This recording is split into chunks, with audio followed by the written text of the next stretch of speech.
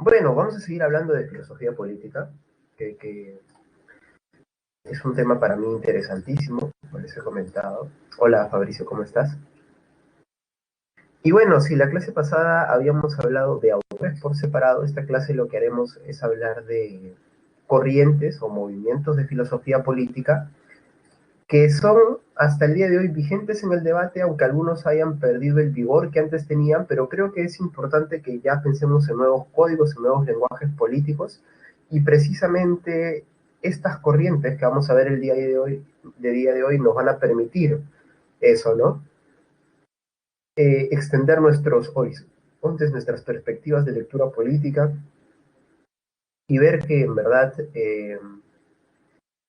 muchas de nuestras ideas básicas, nuestras nociones primarias que tenemos sobre la política, empezando desde aquella que dice que la política está llena de corrupción y demás, es algo que los mismos políticos han reconocido y los mismos filósofos también, pero eso no implica una renuncia a los asuntos políticos y públicos, ¿no? Yo creo que más bien es una invitación para tratar de mejorarlo, sobre todo cuando nos sentimos capaces. Eso ya lo decía Platón, ¿no? Eh, y bueno, empecemos, a ver, empecemos a enriquecernos con estas perspectivas políticas. Bueno, primero tenemos al liberalismo, ¿no? Una de las corrientes más difundidas y digamos que para muchos la victoriosa del siglo XX y XXI, aunque en el XXI ya tomó una nueva forma, ¿no? El famoso neoliberalismo, con su bandera que podría ser la globalización, ¿no? Podría considerarse de alguna manera. Y bueno, el liberalismo como doctrina política, diríamos que atraviesa una serie de ideas donde la más importante, creo yo, el principio rector del liberalismo, tendría que ser la libertad individual de todas maneras. Pero yo quiero que aquí ustedes estén muy atentos en los términos o principios que justifican cada uno de estos movimientos. Miren que el liberalismo empieza, como su nombre bien lo dice, por la libertad, pero ojo que no quiere decir esto, ¿sí? Que todos compartan la misma noción de libertad. O sea, lo vamos a comparar con el republicanismo y con el anarquismo y van a ver ustedes cómo hay observaciones sobre ello. De hecho, el liberalismo tampoco es la más antigua, ¿sí? Si hay una tradición política más antigua que el liberalismo es precisamente el republicanismo que veremos a continuación. Pero la noción del liberalismo de empezar o de fundar el cómo debe ser una sociedad desde la libertad del individuo es clave. Porque para el liberalismo, el individuo es lo que hay que proteger, no la comunidad política, ¿sí? Es el individuo. La comunidad política se puede decir que funciona bien en tanto que el individuo está bien. Y cuando el individuo está bien, recordemos lo que decía John Locke, cuando se le protegen sus tres derechos fundamentales, que son derecho a la vida, derecho a la libertad, a hacer lo que yo deseo, y derecho a sostenerme, o sea, poder mantenerme con propiedad privada, obviamente, con mi propiedad privada. Entonces, ¿qué es lo que hay que evitar según el liberalismo en la vida, en la organización política y en la vida en sociedad? Lo que hay que evitar, según ellos, es cualquier forma de coerción o de interferencia que se pueda dar dentro de la sociedad. Esto es que alguna otra persona intervenga en la manera en cómo yo ordeno mi vida. Esto no puede suceder de ninguna forma desde la perspectiva liberal, porque esto sería obviamente ya empezar un proceso, digamos, de corrupción social. ¿Bien? Entonces la lectura del liberalismo pasa por la libertad del individuo principalmente. ¿Bien? Esto es lo primero que podemos rescatar. Hay una crítica ahí que se puede plantear y sería la del hecho de que al centrar la libertad en la libertad individual, el liberalismo deja ausente la dimensión social de todo ser humano. O sea que todo ser humano tiene una dimensión social en tanto que se tiene que integrar con los otros. Y el liberalismo parece reducir al temor esa dimensión social, ¿no? O sea, solo nos juntamos para vivir bien y proteger nuestros derechos, pero solamente para eso, ¿no? De que el contractualismo, ese contrato social, esas reglas de convivencia que se firman de manera implícita, sea tan importante para el liberalismo, pero eso, nuevamente repito, solo como una forma de proteger nuestros derechos. Porque uno de los poderes, perdón, uno de los temores del liberalismo es que las instituciones que se crean para proteger estos derechos terminen yendo contra estos derechos. Por ejemplo, el Estado, las leyes, los representantes políticos, a los cuales les damos poder, terminen, que son medios para proteger la libertad y para garantizar nuestra posibilidad de ser felices, pensar que se vuelvan tan estruendosamente contrarios a estos derechos, ¿sí? Entonces, por ejemplo, que el Estado intervenga y nos diga cómo debemos vivir, qué religión tenemos que aceptar. Para el liberalismo podría ser o es visto como un atentado contra la libertad de todas maneras, ¿no? Esto es muy importante, porque lo que se evita es que el poder político interfiera en los derechos individuales. Es por eso que el liberalismo plantea que hay que reducir al máximo la intervención de las instituciones políticas y solamente que funcione lo necesario para cada quien, para que cada quien pueda tener derechos y hacer lo que quiera con su vida. Bien, entonces esta es un poco la perspectiva liberal. Su lucha principal va a ser contra el exceso de poder, o sea, el totalitarismo, podemos decirlo así, las ciertas formas tiránicas, ¿no? Donde una sola persona se impone a las demás, ¿bien? O interfiere sobre la libertad de los demás. Entonces, lo que harán ellos es proponer, primero, un equilibrio de poderes a nivel de organización política, o sea que nunca haya una sola clase dirigente, sino que a esta clase dirigente, que hoy en día podríamos decir el Poder Ejecutivo, se le tiene que oponer otra clase que también participe en la toma de decisiones. ¿Esto cómo se llama? Parlamento, por ejemplo, poder legislativo. Entonces ahí se oponen y esto genera un equilibrio de poderes. Porque si tú le entregas todo el poder a uno, va a hacer lo que quiera, pues si se va a imponer y va a interferir en los demás. Entonces, además del equilibrio de poderes, tenemos el gobierno mixto. Esto es que en un gobierno todos los sectores sociales se vean representados. Porque nuevamente, si no va a primar el interés de unos cuantos y van a intervenir en la libertad de los demás. Asimismo, es importante el Estado de Derecho, o sea que un Estado-nación asuma que protege estos tres derechos fundamentales y a partir de ellos genere toda una constitución que ponga reglas que vayan a la luz de la defensa de estos derechos individuales. Y además, ¿no es cierto?, promoverán también la fiscalización de autoridades, o sea que ninguna autoridad no tenga que responderle a nadie. Todo lo contrario, toda autoridad tiene que responder ante alguien, tiene que hacerse responsable y dar cuenta de sus actos. ¿Por qué hiciste esto? ¿Por qué permitiste tal licitación? ¿Por qué dejaste que el Estado haga tal contrato con esta empresa corrupta? Muy bien, todo eso tiene que ser fiscalizado, ¿sí? Todo eso tiene que ser fiscalizado. Y obviamente, esto ha llevado a que muchos autores liberales defiendan pues la libertad de expresión, la tolerancia religiosa, porque se ven como formas en las cuales una persona materializa su libertad y nada le interpone materializarla, ¿no? En cambio, cuando no hay libertad de expresión, hablamos de que hay una persona, por ejemplo, el poder estatal podría ser, como también una empresa privada, o una institución privada, que limite, ¿no es cierto?, esa libertad de expresión. Ahora, también hay un lado económico por parte del liberalismo, ¿no es cierto? Ese lado económico en el liberalismo apuesta por el libre comercio. Esto quiere decir, en contra del mercantilismo de la época, ¿no es cierto?, el liberalismo propone hacia el siglo XVIII, ya digamos finales del XVII también, la, la idea de que si hay alguien que posee una mayor influencia dentro del mercado, esta persona va a terminar posicionándose a su favor. Entonces de lo que se trata es de que haya libertad de comercio sin intervención del Estado de ninguna organización que incline la balanza en el libre comercio. Porque todos tenemos derecho a vender y a comprar donde más deseamos, para decirlo de cierta manera, ¿no? Ese es el libre comercio. Entonces, es un respeto a las formas de vida sociales, culturales, pero también económicas, según el liberalismo.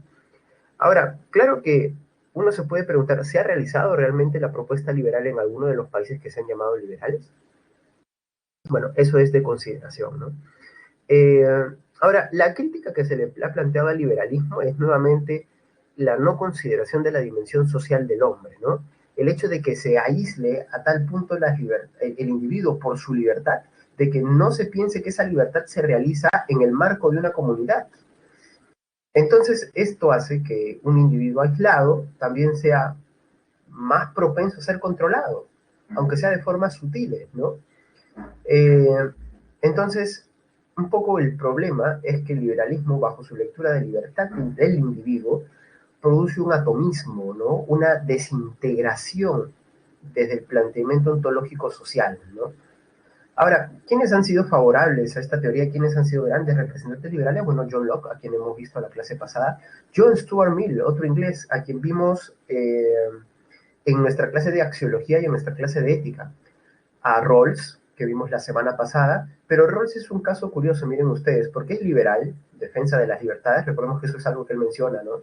Que todos tengamos las mismas libertades, pero el caso de Rawls es que él también plantea el tema de la justicia social, ¿no? Algo que hace que algunos digan, entonces eso ya no es liberal, porque ya está dándole contenido, ¿no? A la neutralidad que se supone siempre ha resaltado el liberalismo. Eh, bueno, a eso se le ha llamado el liberalismo de la justicia social, precisamente, ¿no? Y bueno, y también está Karl Popper, nuestro amigo, que es un gran epistemólogo, y bueno, y también tiene aportes a la filosofía política, como en su libro La sociedad abierta y sus enemigos, donde defiende claramente un sistema liberal, ¿no es cierto?, donde nadie pueda excederse en poder, ¿no? Y donde todo, nada sea censurado, ¿no? Muy bien, un poco que esa es la propuesta liberal, como ustedes verán.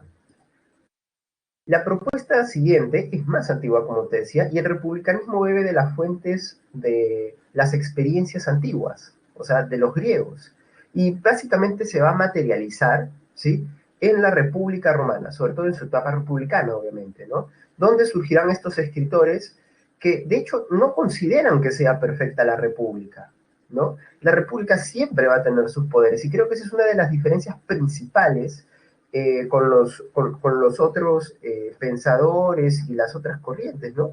Se asume la posibilidad de que, como en toda sociedad humana, hayan problemas y defectos. Entonces creo que una de las características principales del republicanismo es su realismo, ¿no? Pero si me dijesen cómo se puede definir el republicanismo, yo dijese que tiene que ver con el principio de libertad, pero entendida en un sentido muy diferente de liberal. Para el liberal uno es libre bajo una vía negativa. Si nadie me molesta, yo soy libre. ¿Sí? Esa es la idea de liberal.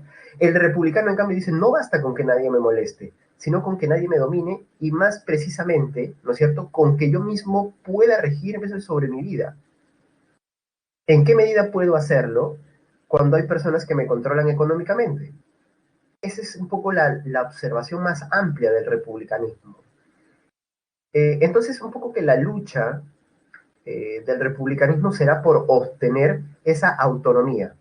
Pero ojo, la dimensión de la libertad no se reduce al individuo tampoco en el republicanismo, también aborda las comunidades que necesitan ser autónomas, darse sus propias leyes. Entonces, ¿contra qué hay que luchar en el republicanismo para conseguir la autonomía o la autodeterminación? Pues el eje de la lucha republicana es contra la dominación política, económica y social, ¿sí? Y esta dominación política, económica y social en verdad es una relación compleja, pero es una relación que se da de alguna manera. O sea, si estás dominado políticamente, hay una dominación económica casi siempre de por medio, y cuando hay una dominación económica, ¿cómo negar la dominación política? ¿Bien? Y esto se ve en los dos aspectos de la dominación que lucha, contra la cual lucha el republicanismo. Una dominación interna dentro de la comunidad o ya de la nación, del país, si quieres, y la dominación externa. ¿Cuándo se produce la dominación interna? Cuando los individuos quedan al arbitrio o a la voluntad de un solo individuo o de un grupo pequeño de individuos que solo se preocupan en sus intereses. Esto es clave para el republicanismo, ¿sí? Porque si hay otro punto importante es su preocupación por el bien común. Las decisiones están bien en tanto benefician a la comunidad. Esta es un poco la idea del republicanismo, perdón.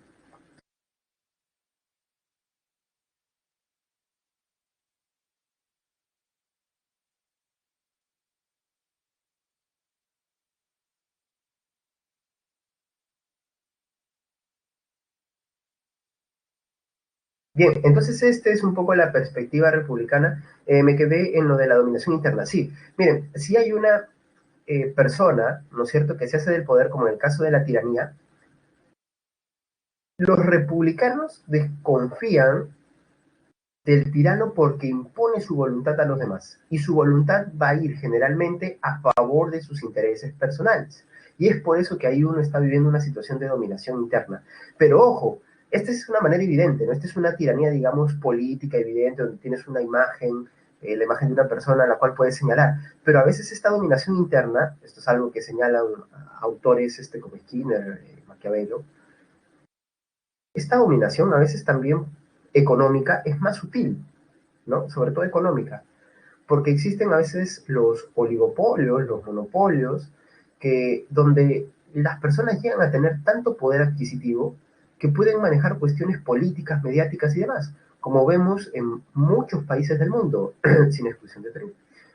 Eh, entonces acá la pregunta que les hago primero para ver si lo identifican es, ¿saben ustedes cómo se llama cuando gobiernan las personas que más dinero tienen en una sociedad? Aunque no lo hagan de manera directa, ¿no? Sino que sean sus decisiones las que primen.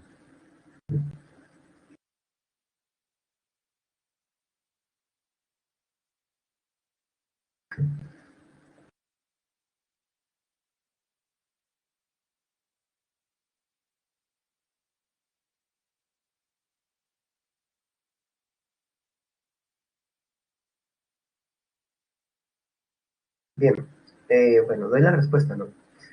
Eso se llama plutocracia, ¿no? Plutocracia. Ahora, ¿por qué? ¿Cuál es el problema con la plutocracia? Porque las personas, y esta es un poco una idea también realista del republicanismo, las personas que tienen dinero buscarán, si de repente no acrecentar su dinero, al menos proteger su dinero. No están dispuestas a hacer un sacrificio de lo que han conseguido con tanto esfuerzo en pos de la comunidad. Entonces, por eso que este gobierno de los ricos es peligroso. Se genera una situación de dominación interna. Y por tanto, si hay una dominación interna, no hay autodeterminación individual. ¿Cómo yo voy a poder decir que soy libre si la dominación económica me impide que yo siquiera cuando me enfermo pueda acceder a un sistema de salud lo suficientemente bueno? ¿Soy libre entonces? No, no eres libre, porque tu salud te limita. ¿Y por qué la comunidad entonces no hace algo si yo vivo en comunidad? Ahí está el problema, porque los representantes se han desentendido de este problema, ¿no? De este asunto coyuntural que necesitaría resolverse. Entonces, la dominación interna es un problema, pero también está el problema de la dominación externa. La dominación externa, profesor, claro, esto sucede cuando un Estado es sometido por otro, pero también, como hoy en día, cuando organismos internacionales atentan contra la capacidad de un Estado para hacerse cargo de su propia vida comunitaria y social y de sus decisiones políticas, ¿no?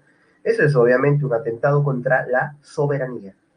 Un país soberano es un país que puede tomar decisiones soberanas, esto es, libres realmente, en el sentido en que ningún Estado externo influencia sobre él, ¿no? Esa es la idea de soberanía clarísima que tienen los republicanos.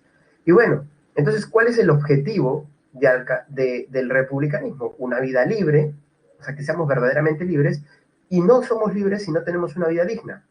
Porque si hay algo que me somete, yo tengo que esperar que esa cosa, o ese poder, o esa persona, o ese conjunto de personas, ¿no es cierto?, por buenas me dejen vivir, o por buenas me den algo para vivir. ¿Eso es libertad? No. En otras palabras, para el republicanismo, esa conexión libertad-dignidad es lo mismo que libertad-justicia. O sea, no existe justicia sin libertad y no existe libertad sin justicia. Es muy parejo para los republicanos, ¿no?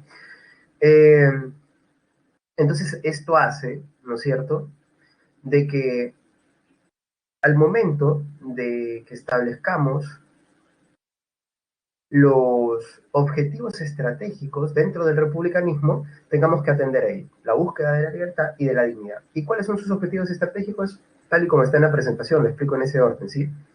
Primero, se necesita un Estado soberano, ¿sí? Un Estado soberano que no permita que poderes extranjeros, ¿sí?, en el sentido de externos, intervengan en asuntos internos. Entonces, por ejemplo, elecciones presidenciales no puedes permitir que un poder extranjero diga por quién debes votar o que empiece a mover medios económicos y mediáticos a favor de cierto candidato. No, no puede hacer eso, ¿no? Para el republicanismo no. Eh, Otro punto importante, y lo anterior era porque, ojo, eso es por una cuestión en la cual se defiende la autodeterminación. Lo segundo es porque un gobierno, perdone,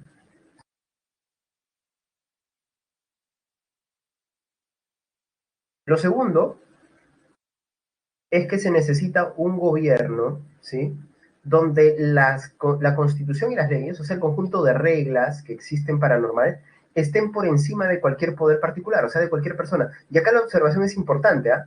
Recuerden que para el republicanismo lo importante es que no exista dominación política, económica y social, pero esta solamente se da de persona a persona.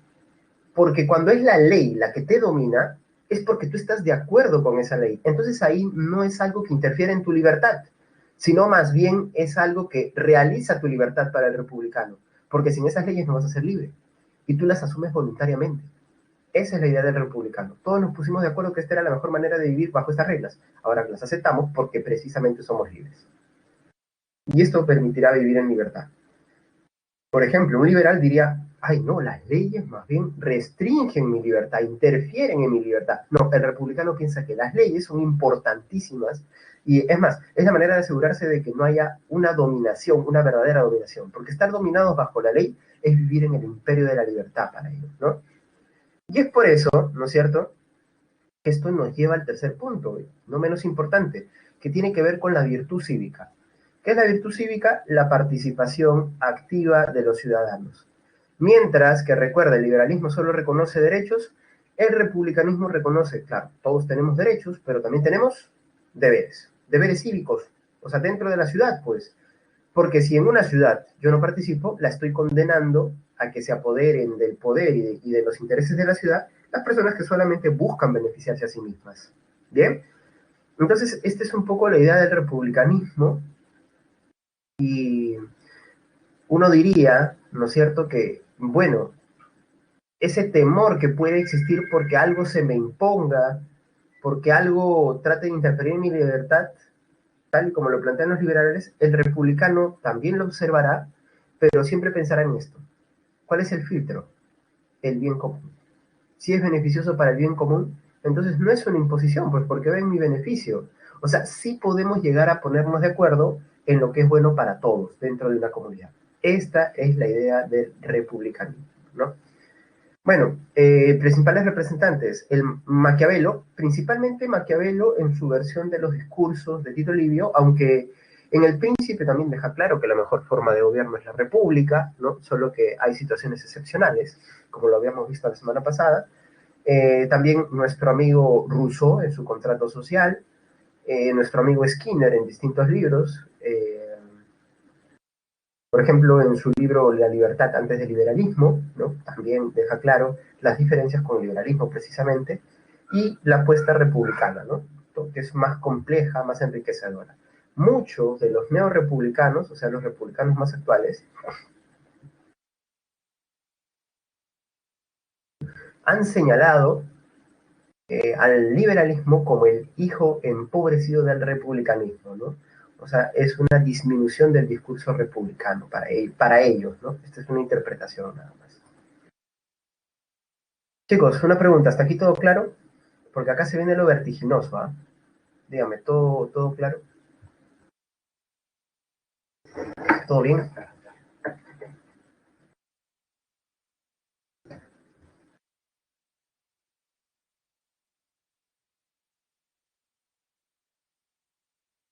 Listo, chicos. Entonces continuemos. Eh, el caso del anarquismo, en cambio, es un tanto distinto. Eh, a diferencia del republicanismo que era un poco más realista, el anarquismo parte de un ideal. Y el ideal del anarquismo es que exista una comunidad que sea solidaria, cooperativa, ¿no es cierto?, donde todos nos tratemos como amigos, de todos colaboremos para lograr la autogestión, o sea, que la comunidad se pueda sostener a sí misma sin necesidad de algo externo, y esto es una manera de entender su libertad, o sea, es la manera en cómo ellos defienden su libertad, en el cooperativismo, ¿no? Eh, y claro, el anarquismo, hasta ahí puede sonar muy parecido a otras formas, pero vamos a ver que tiene algunas diferencias. Primero, en el anarquismo hay una alta confianza en el ser humano. Hay gran confianza en algo y gran desconfianza en otro aspecto de la realidad política. En el ser humano, por sí mismo, va a haber una gran confianza porque se piensa, ¿sí?, que por naturaleza los seres humanos estamos inclinados a colaborar entre nosotros y a lo que ellos llaman el altruismo, o sea, a perseguir el bien de los demás, a costa de mi bien incluso, de mi bien personal. Entonces, lo único que se necesita, según ellos, es perfeccionar, ¿no? Perfeccionar el bien, eh, es esta tendencia natural. Ahora, ¿cuál es la desconfianza de los anarquistas? Si bien el ser humano es bueno, existe algo que se corrompe dentro de la organización político-social, y eso son las instituciones.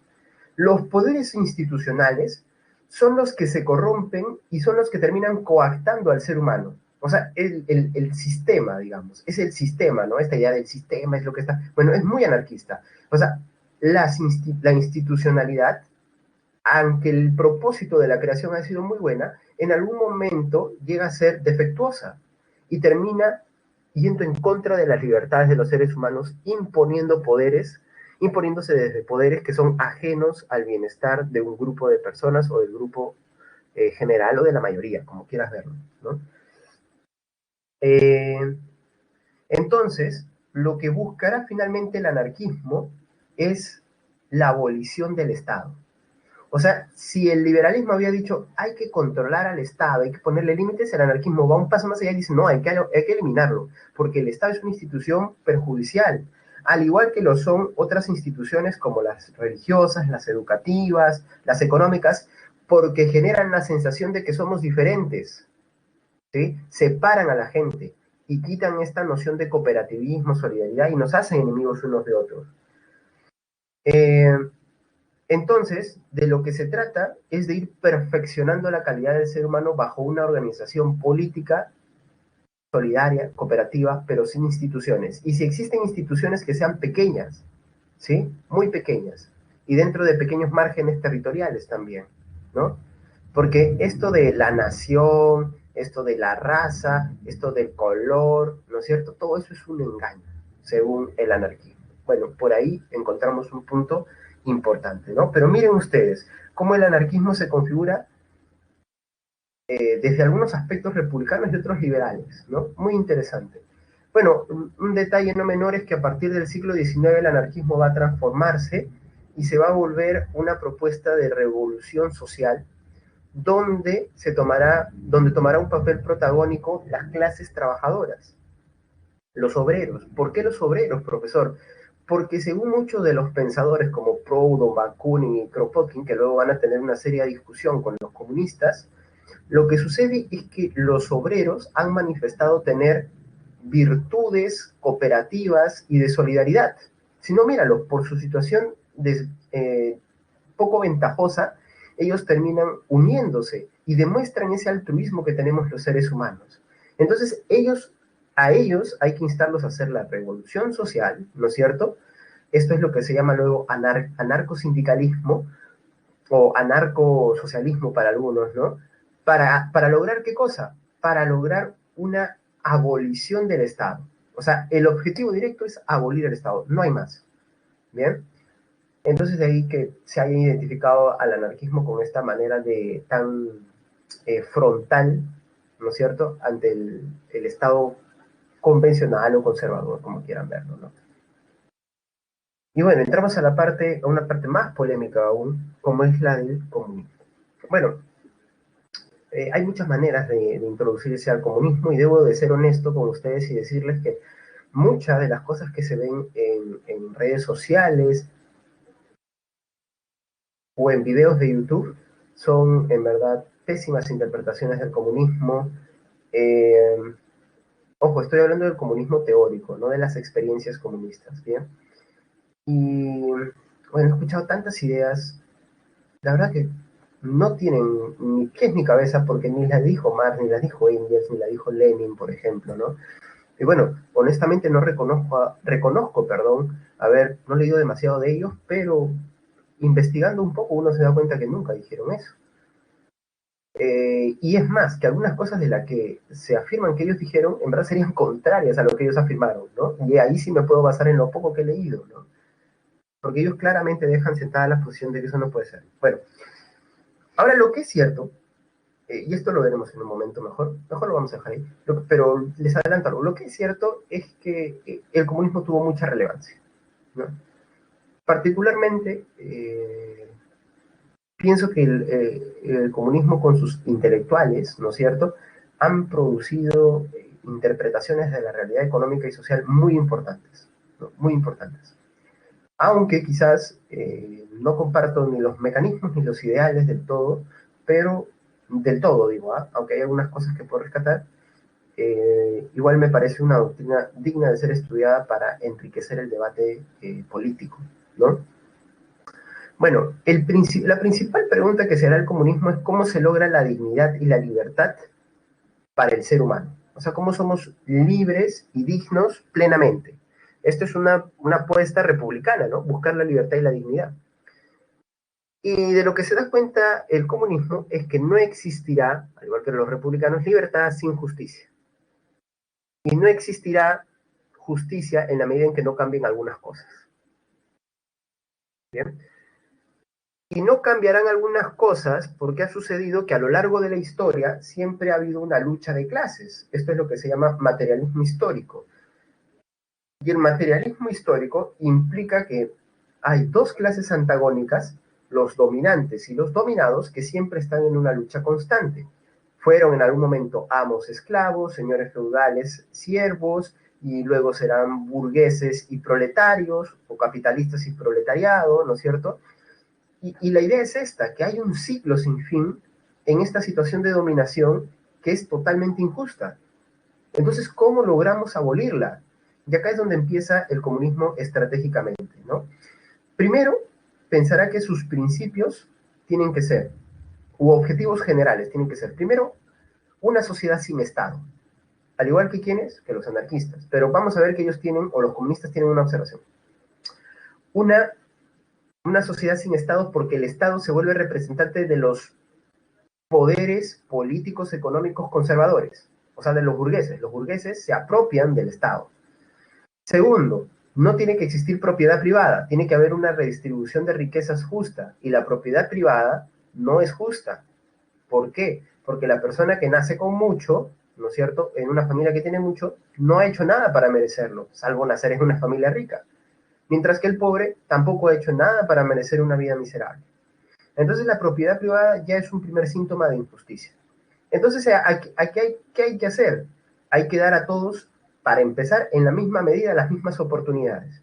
Y luego, según se vayan desarrollando, de acuerdo a sus deseos, ¿no? Si les gusta trabajar más, que trabajen más, ahí se les da más. O sea, esta idea que a veces es muy, pero muy torpe para interpretar el comunismo, de que el comunismo propuso darles a todos lo mismo, es errónea, pues. No le puedes dar en función de su trabajo a las personas lo mismo, porque esa es otra forma de injusticia, ¿no?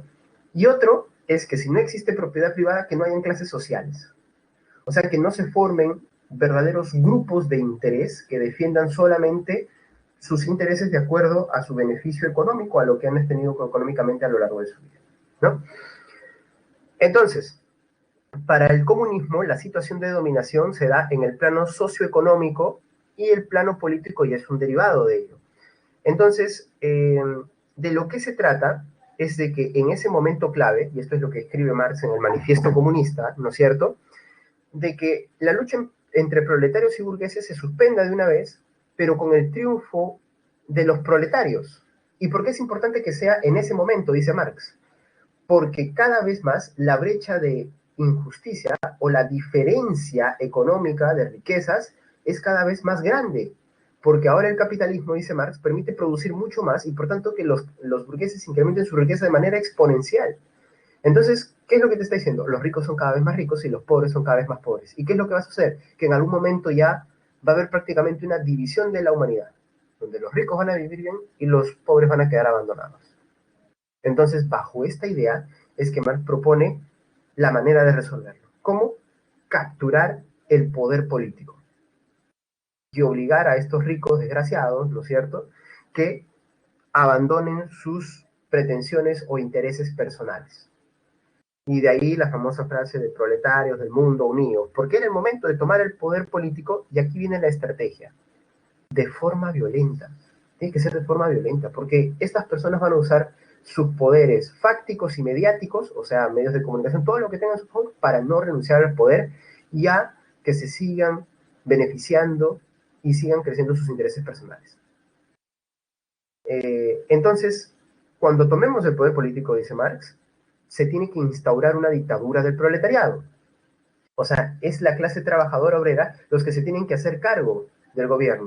¿Por qué? Porque ellos ya han experimentado la injusticia y por tanto pueden volverse más justos, perdón. Esto tampoco lleva a una vendetta, una venganza, ¿no? No vamos a maltratar tampoco a los que fueron ricos, dice Marx, ¿no? Entonces, es un Estado revolucionario que se apropia de los medios de producción, ¿no es cierto?, la maquinaria en este caso, para favorecer y formar a las masas. Y esto es clave, hay que formar a las masas. O sea, lo que dice Marx es que las masas necesitan formación. ¿Por qué? Porque todos todavía no sabemos lo que es el comunismo y necesitamos entenderlo, necesitamos crecer educativamente, porque el trasfondo del comunismo, y esto es lo que nunca se menciona, es el humanismo.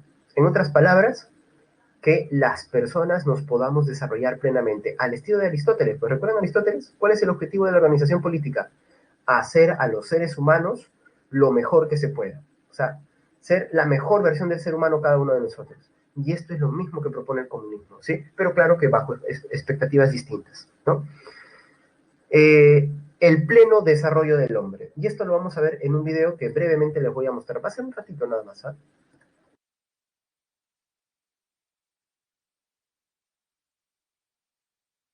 Espérenme. Ahora sale, ahora sale, ahora sale. Voy a apagar mi cámara un ratito, ¿sí? A ver, mírenlo con atención, ¿no?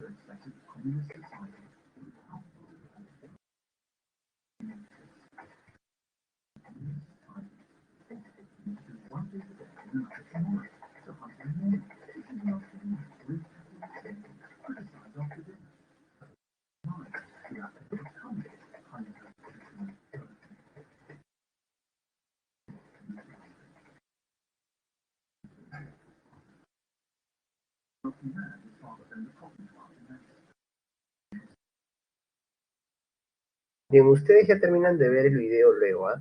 Es un video interesantísimo, completo, mírenlo completo, porque ahí van a tener una idea más clara aún. Y bueno, Esto es algo que quiero resaltar, ¿no? No es que Marx haya despreciado el trabajo, la fuerza del trabajo personal. No, el trabajo también nos humaniza. Esto lo dice Marx en sus manuscritos económicos filosóficos. También nos humaniza. Pero el problema es que pensar que solo la vida se reduce al trabajo y no a otro tipo de actividades que nos permiten crecer como seres humanos es lo que hace que la humanidad se suma cada vez más en estilos de vida cada vez más inferiores, ¿no? Esa es un poco la idea de Marx. Entonces hay una idea de mejorar la humanidad en general, antes que mejorar el sistema económico. Solo que Marx piensa que no se puede mejorar la humanidad si el sistema económico antes no es justo, ¿no?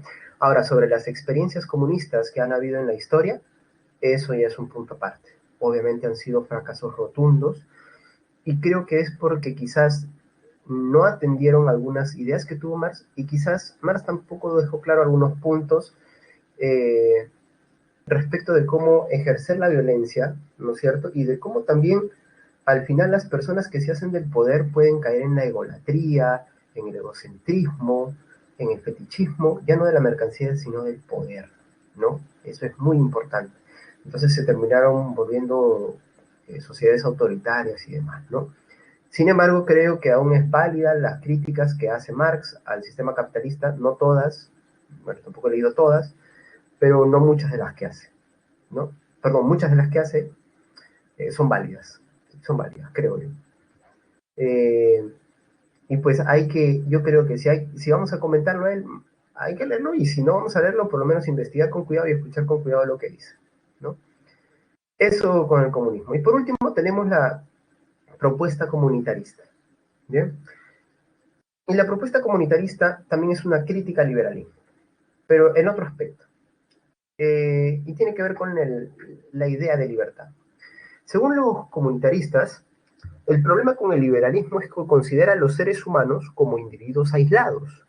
O sea, mejor dicho, critica el atomismo al cual lleva la noción de liberalismo.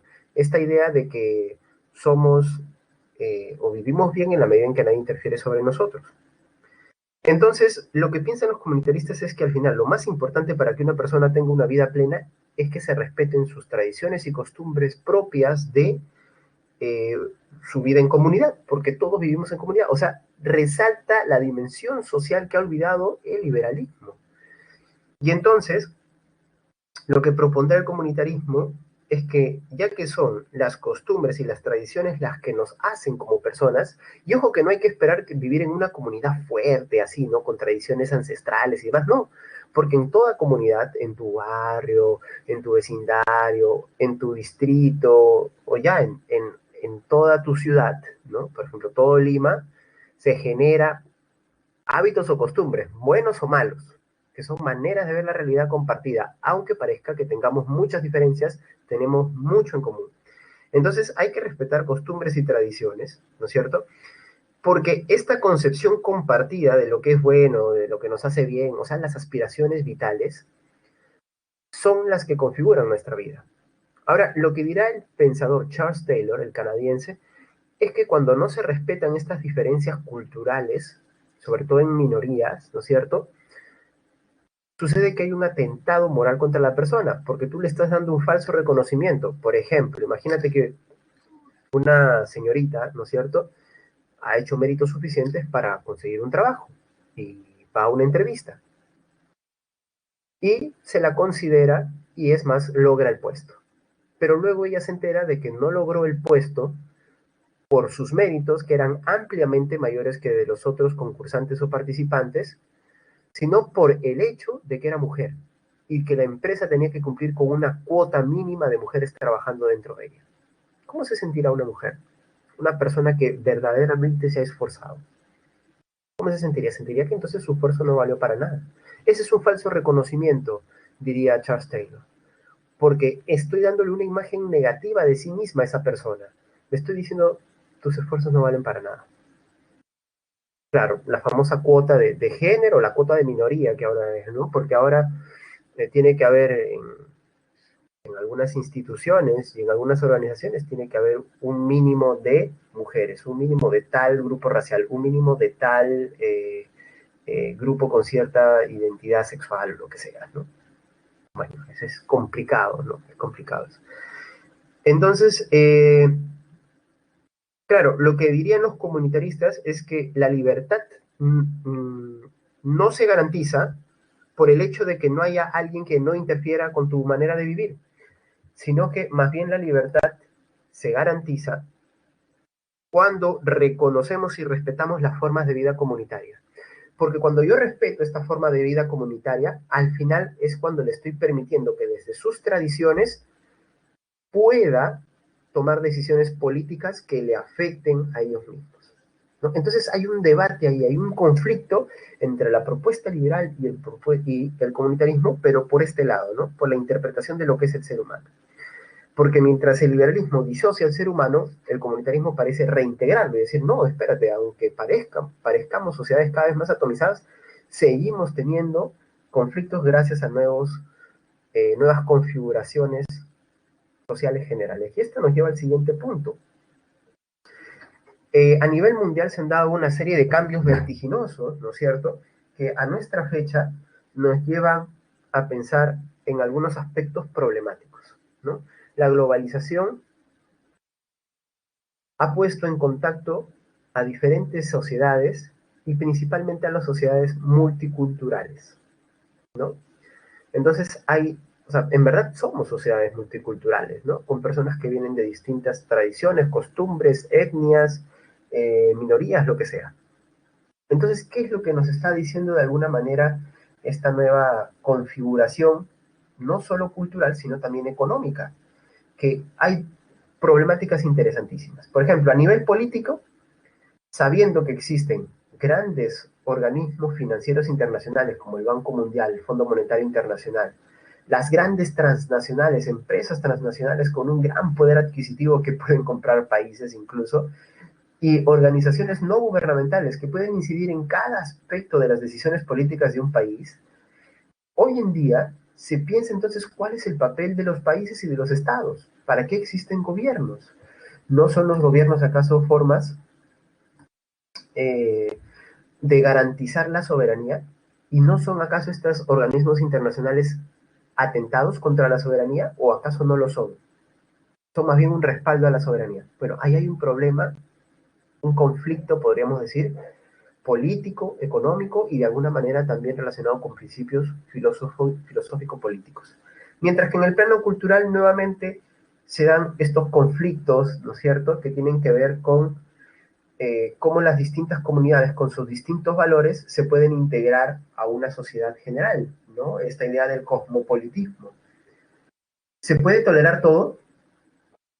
No se puede tolerar todo, ¿no es cierto? Entonces la tolerancia no es aceptar todo sin criticar algo. La tolerancia es respetar formas de vida, pero también observando algunas cuestiones importantes. Por ejemplo, no se puede tolerar todo. Si se tolerase todo, se tendría que aceptar el neofascismo, el neonazismo, el nazismo mismo, o lo que está sucediendo ahora con los movimientos terroristas que son prácticamente movidos por fanáticos y constituidos por fanáticos, como lo que sucede con el Estado Islámico y los atentados en Europa y algunos otros sitios de Oriente. Entonces ahí se ve, por ejemplo, un conflicto importante, ¿no? Eh, la tolerancia debe tener límites, ese es un problema, ¿no? Y lo otro es si los valores, finalmente, ya que no hay tolerancia a todo, entonces los valores que me mueven a ver los límites de la tolerancia, ¿hasta dónde llegan? ¿Son válidos para todos? ¿O debemos dejar, como dice el multiculturalismo, respetar las formas de vida comunitaria y sus tradiciones? ¿O es que acaso que también podemos incidir en algunas tradiciones y restringirlas? ¿Por qué, profe? Les pongo un ejemplo. En algunas tribus africanas todavía se tiene, ¿no es cierto?, esta tradición de cortarle el clítoris a las mujeres. Y obviamente alguien podría decir, poniéndose de lado de esas tradiciones, pero ellos se sienten felices con eso, hasta las mujeres se sienten realizadas dentro de su comunidad. Si tú le quitas esa tradición o la sacas de esa comunidad, ¿cómo se van a sentir? ¿No? Y si quieres ejemplos menos drásticos, ahí está el caso de los menonitas cuando salen de la comunidad, ¿no?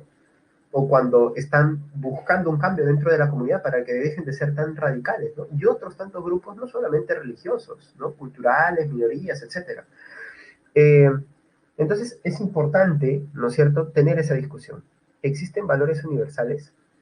¿el papel de los derechos humanos no es acaso el papel de un valor universal que interfiere con eso? Hay un conflicto ahí que se tiene que hacer, una discusión que se tiene que hacer también. Y bueno, y para lo último, les recomiendo que vean este video, que deben haberlo visto en algún momento de su vida, ¿no? Este famoso cortometraje de nuestro amigo Steve Katz, ¿no es cierto?, donde nos muestra un poco cuál es la tendencia social en los países de Occidente, ¿no? Este consumismo desenfrenado.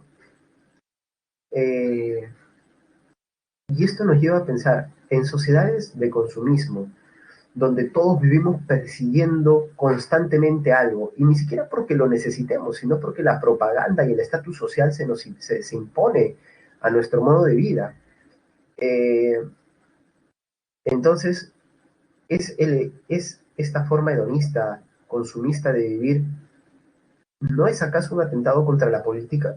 ¿Por qué, profesor? Porque claro, las personas ya no se piensan a sí mismas como agentes políticos, sino se piensan como agentes de consumo.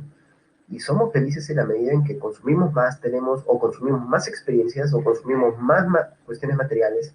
Y además, ni siquiera somos materialistas realmente, porque no nos conviene, no compramos algo por su materialidad, sino lo compramos algo por lo que nos venden respecto a ese producto.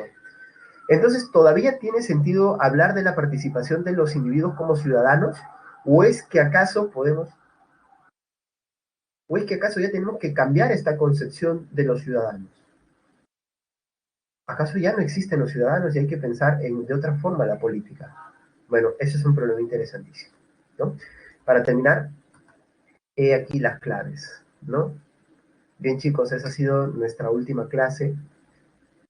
Díganme ustedes, ¿les ha gustado la clase de filosofía en general? No esta, ¿no? Sino todo el curso de filosofía. ¿Ha sido de su agrado? No sé. Pueden decirlo con total sinceridad, y si hay algo que mejorar, pues también pueden mencionarlo.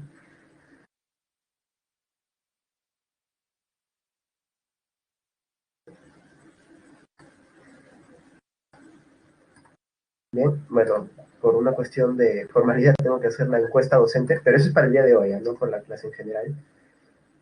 Eh, y bueno, leo sus comentarios, chicos, y bueno, me apena un poco, sobre todo, ustedes saben, esta virtualidad implica, eh, miren, incluso acabar un curso sin poder haberles visto el rostro, ¿no? Sin haber escuchado su manera de hablar, de opinar, de divagar, y lamentablemente es así en un curso de 1 hora, ¿no? Y bueno, un poco de tristeza por ese lado, pero al menos el gusto de haberlos conocido, aunque sea por este medio, ¿no? Así que para mí, la verdad es que yo soy feliz eh, explicando filosofía, y sobre todo cuando tengo la oportunidad de conocer personas a las que les interesa y que hacen un esfuerzo para entenderlo, ¿no? Y además que son personas que también sé que en algún momento más adelante van a hacer muchas cosas interesantes, y pues hubiese sido genial, créanme, conocerlos en persona, ¿no? O sea, las clases presenciales para mí son invaluables porque tienen este valor humano que no tienen tanto las clases virtuales. Bueno, esperemos que quizás el curso de filosofía tome algunos minutos más, algo para poder hacer más dinámicas, que es lo que se quiere, y no sé, que sea una clase donde solamente uno tenga que hablar. Y créanme que se pueden hacer dinámicas nada invasivas, o sea, no les va a incomodar para nada, y muy chéveres, ¿no? Hacen mucho mejor la clase. Bueno, si no les ha gustado la clase, lo siento, pero no desconfíen de la filosofía, siempre es genial y es interesantísima. Y pues en verdad hay más filosofía en la vida misma que en los mismos libros de filosofía, así que estén atentos y traten de usar todo lo que han aprendido en el ámbito político, en el ámbito de sus vidas personales, en la medida en que puedan, ¿no? Y seamos pacientes y no confundamos el que nosotros sepamos algo con el hecho de que podemos tratar mal a las personas, ¿no? Y bueno, estoy a su disposición. Nos vemos, chicos, ha sido un gusto. Les mando un fuerte abrazo. Síganme por mis redes sociales, no, mentira. Bueno, tengo redes sociales, pero no soy una figura pública, ¿no? Ni mucho menos. Tampoco tengo canal de YouTube, pero me han hecho una propuesta, así que quizá en el futuro pueda tener esa posibilidad. Y espero nos encontremos. Y si me ven en la calle y me reconocen, aunque quizás para eso ya esté afeitado, y me reconocen, profe, usted me enseñó filo, oye, un gusto, vamos a hablar, si quieres charlamos, lo que tú quieras, ¿no? Eh, bueno, chicos, ha sido un gusto. A ver, los leo rápidamente. Gracias a ustedes, chicos. Gracias, de verdad. Gracias, Rey, Xiomara, Fabricio, Yuritsi, Rudy. Disculpen si no los leo. Gracias, Astrid, Ariana, Valeria, Giancarlo, Maricielo. Gracias a todos, chicos. Y bueno, pues, buen provecho. Gracias, Ciro. Siempre comentando todos ustedes, así que se los agradezco. Han hecho genial la clase, ¿no? Muy llevadera. Bueno, chicos, no les quito más tiempo de su almuerzo. Un fuerte abrazo. Que les vaya bien. Éxitos a todos. Sean sanmarquinos o no, espero que les vayan bien, ¿sí? Abrazos para todos. Chao, Valeria. Chao a todos. Cuídense.